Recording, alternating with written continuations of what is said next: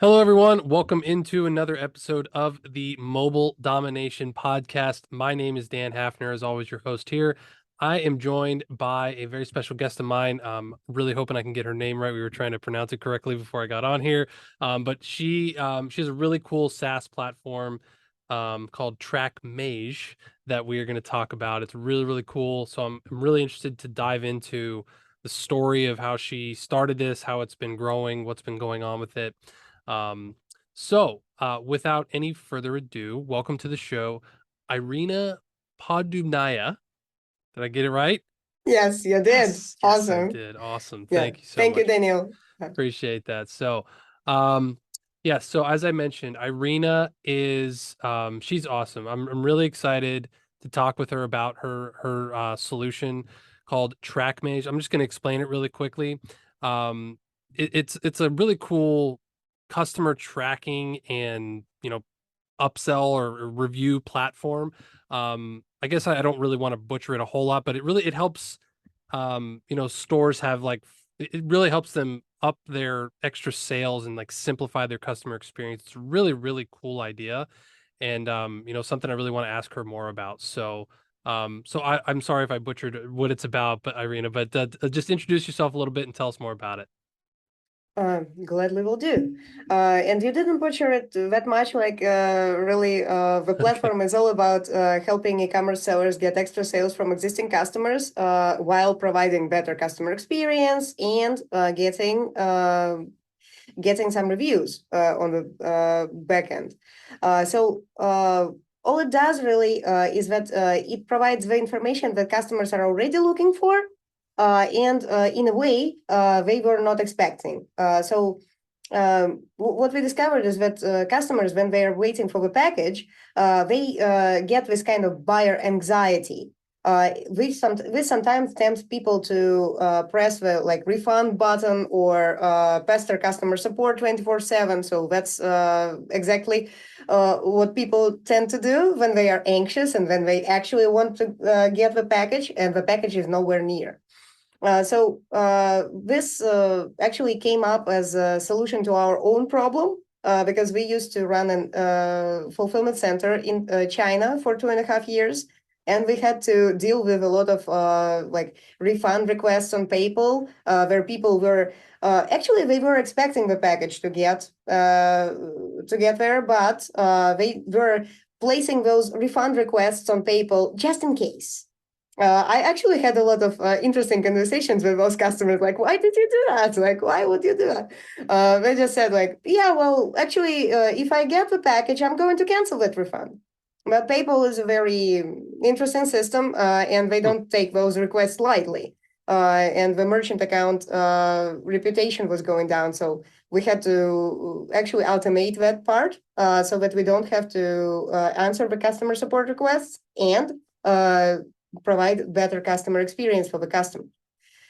Yeah, that sounded like too much customer in that phrase. Right. Wow. That's really cool. What I caught there too was that you already had a solution that you were using and paying for, and then you actually decided to build your own thing because of these issues that were happening, right?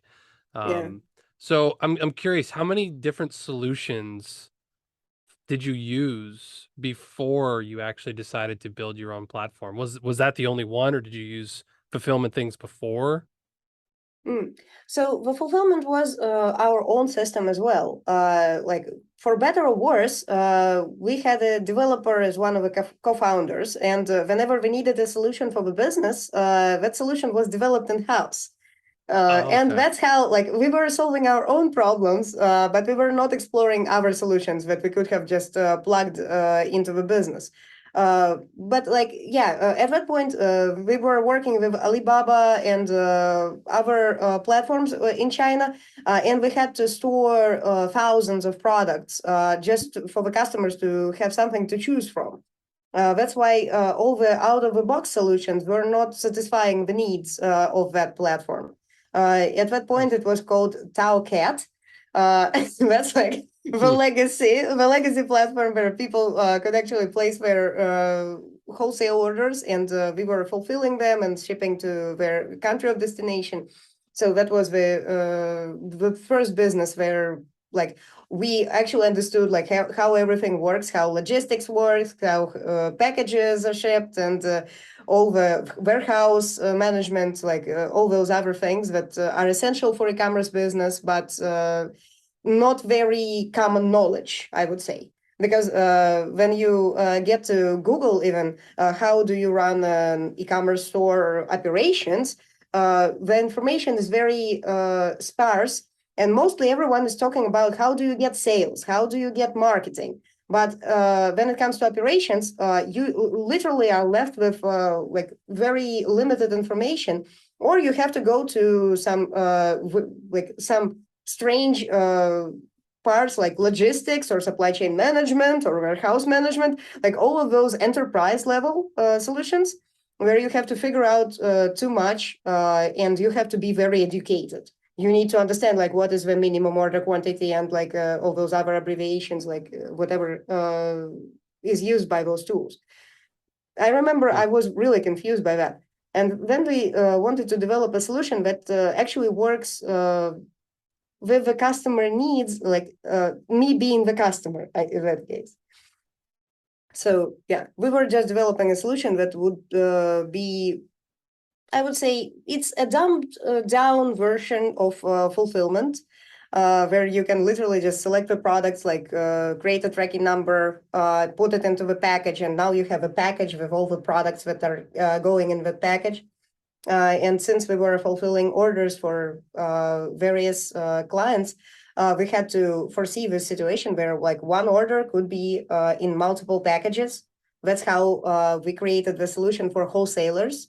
And later discovered that this was like we were the only solution on the market that actually satisfies that need. Where like people have an order and 1,000 packages in that order. Yeah, and it worked. Yeah. Interesting. I mean, well, just one thing before I ask my next question. You mentioned like when you go on Google, like, sales and marketing and all that kind of stuff for a business, and then you don't really find anything inside of operations when you do that. And that's really interesting, right? Because there's so many people out there teaching and coaching on how to get new sales and how to do that kind of stuff, how to market, how to be on social media, whatever. And there's not a whole lot, like you said, inside of operations and stuff. I know a couple people that are doing that, but they're very like it's a different piece of it. You know what I mean? So that's really interesting you brought that up. So I'm interested, like how from your experience, like with using your software, Trackmage, right? Like how does it help with like the back end customer experience? Like how did you learn as you grew to use the tool to improve the customer experience?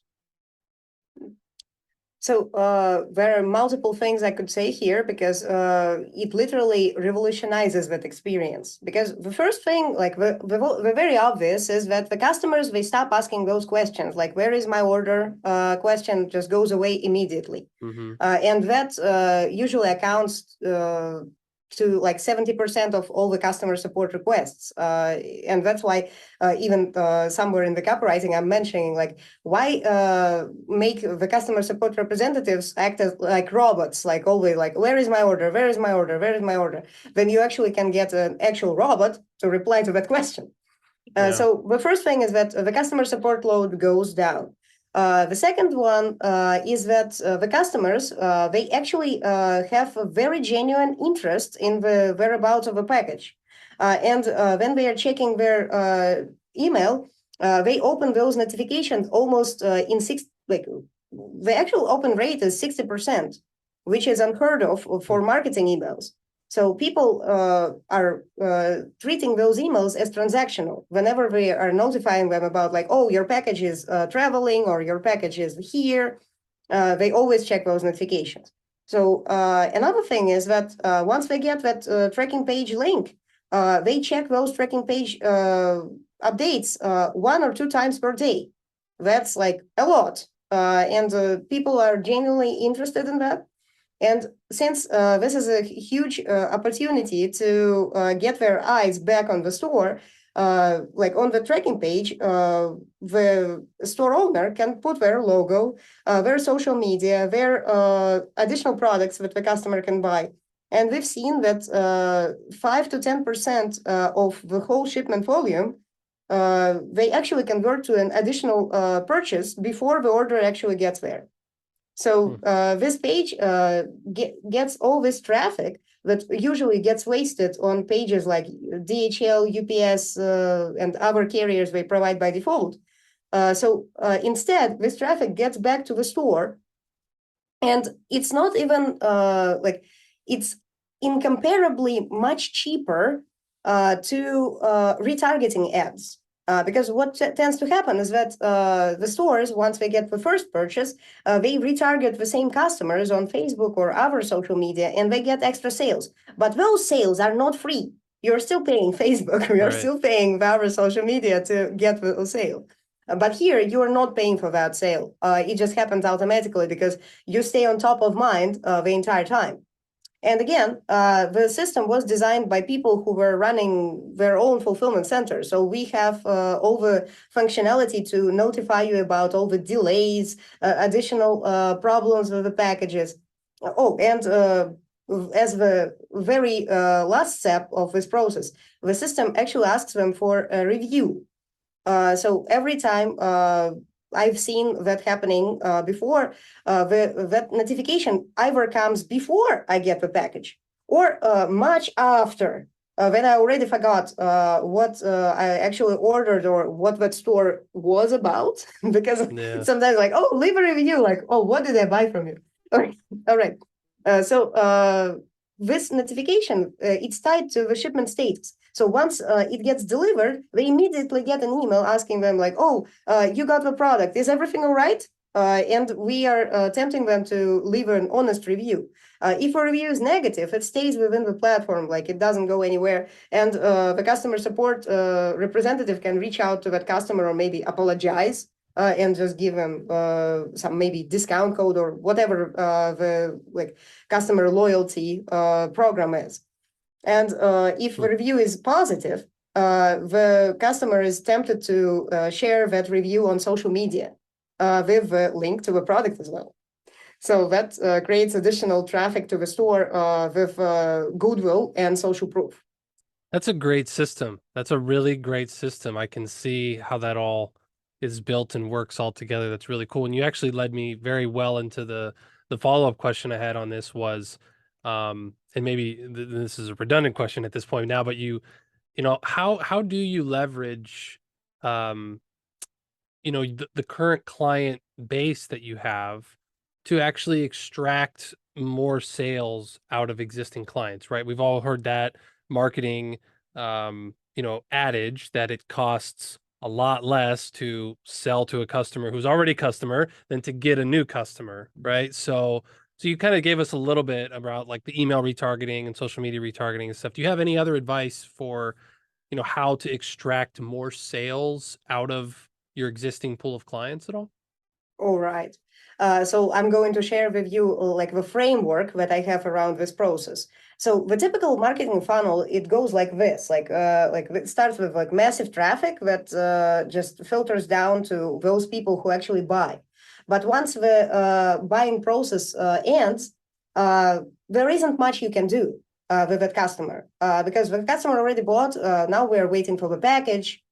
That's it. When they get the package, they either, I don't know, like keep the product or they issue a, like return and refund or something like that. So the idea here would be to, how do we turn this process into never-ending loop? So this is where the flywheel framework comes into play, where you actually get that customer into this constant buying cycle. And you can do this through various ways. The first would be to introduce something called like launches or different products that the customer could be interested in. So let's say the customer is very fond of maybe products with cats. And you are launching a new product that has cats, like, I don't know, like some T-shirts with cat prints, Right. or some paws, or whatever, whatever it could be. Then you can remarket to that same customer and tempt them to buy again.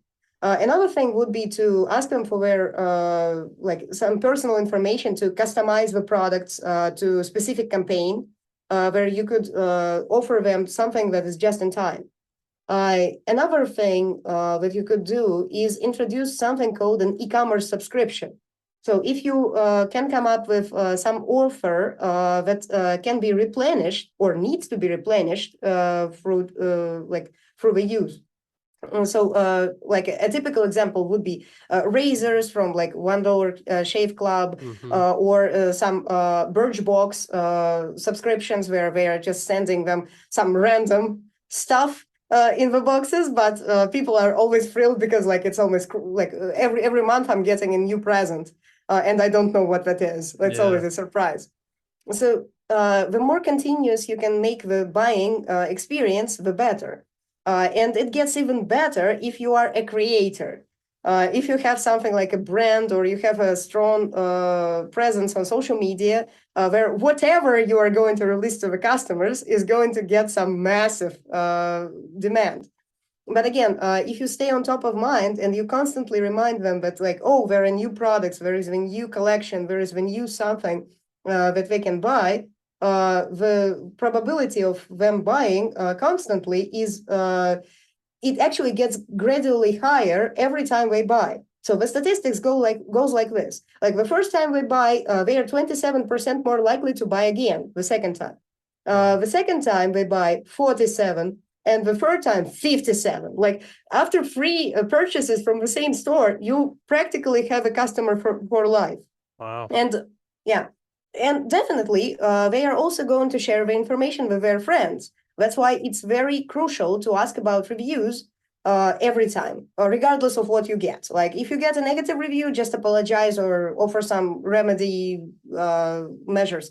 But if you get positive reviews and you get massive amounts of positive reviews, or if they get shared on social media, you get extra sales from those existing customers because you have never paid to acquire those new customers that come through those reviews. And you also get like massive goodwill. Sometimes the pictures that the customers take for the brand are way better than than those like I don't know Polish studio photos that they got for the product. Just because these are real people, they use the real product, and that creates instant credibility. And people like, oh, I want that too. So that's the idea. No, that's actually a really cool stat that the more people buy from you, the more likely they are to buy again. I mean, it makes a lot of sense, like psychologically, you know. That's really, really interesting. So yeah, let's so you talk a lot about reviews, right? And Yeah. I'm interested to this because I've seen a lot of people struggle with this, and actually myself included. So I'm kind of interested to hear your take on this. Is how do you like? I just want to hear your take on how do you take all these like positive reviews that you're getting through like your follow-up systems, or even just organically people being like, "Hey, this was awesome. I love this product, love this company, whatever."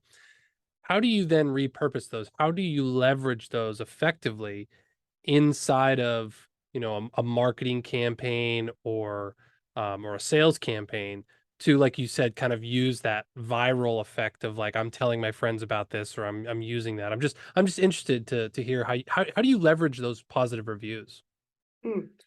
So the most obvious way how you can leverage the positive reviews is that you should post them on your product page. So every time the person purchases a product and they leave a review, and ideally you should ask for a review with a video or a photo or some media that is user generated.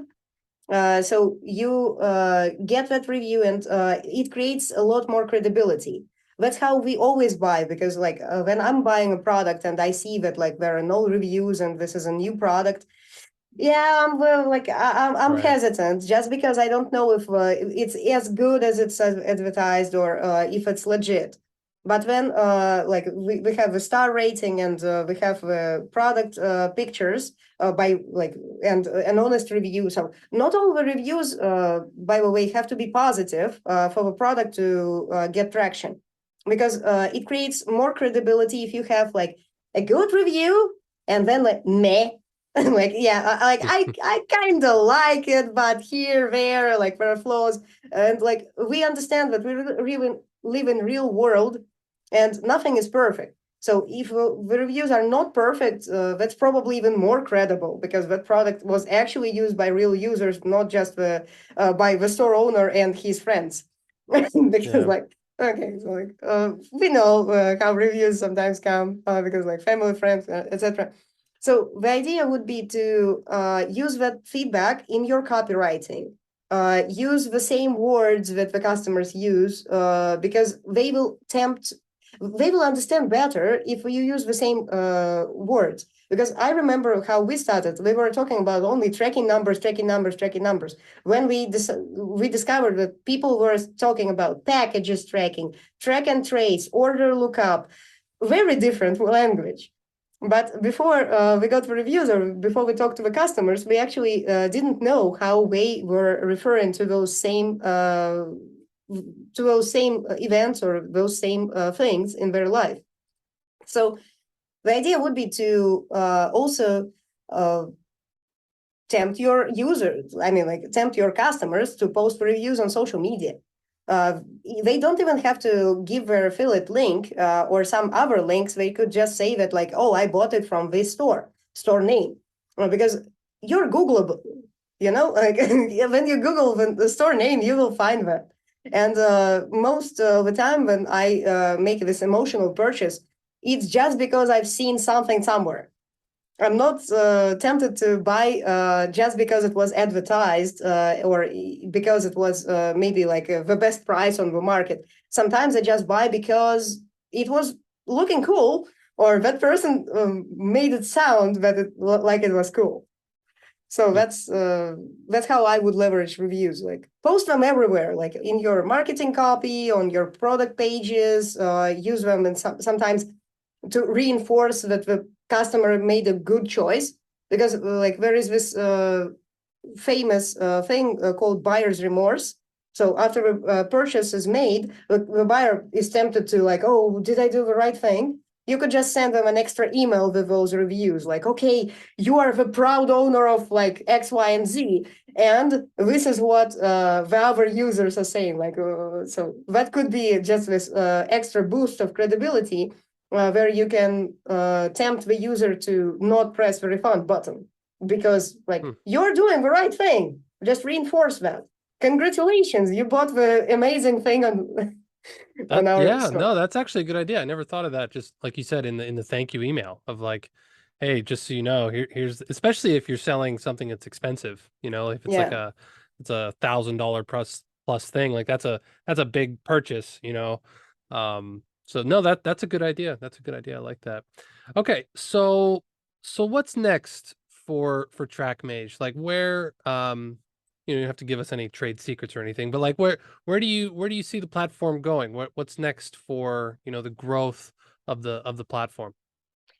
Well, currently we're getting some interesting requests to get the self-carrier or mailroom automation, just because some companies they don't use all of those carriers that we support. We currently support over 1,000.